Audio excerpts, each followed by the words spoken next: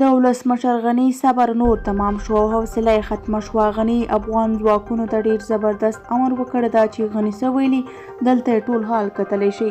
درنو لیدونکو سلام، وخت مو نیکمرغه. غني افغان ځواکونو ته پر طالبانو د بریدونو امر وکړ. د افغانستان ولسمشر غني افغان امنیتي ځواکونو ته امر کړی چې نور دې د طالب یاغیانو خلاف پوځي عملیات پیل کړي.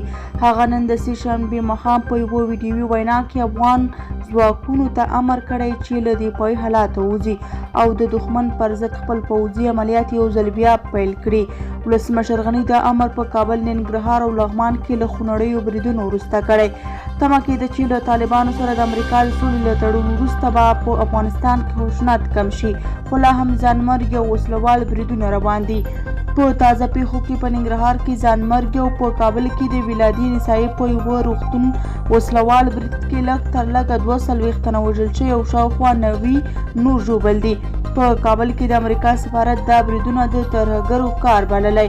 د امریکا د متحده ایالاتو د سفارت چارج دافیر راس ویلسن په کابل کې په 100 بستریز نسایي ولادي روغتون باندې برید ته په اشاره په ټویټر کې لیکلي، زه دا وحشیانه برید او تروریستانه غندم چې بې دفاع او کړېدلي ولس په نښه کوي.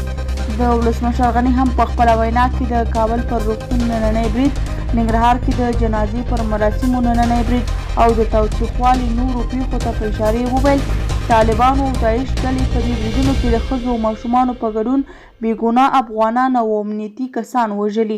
ښاغلي غني دا بریدونه جنایت وبلل او د غندنې ترڅنګ د وژل شویو ټپیانو له کورنۍ سره غمرازي وکړه.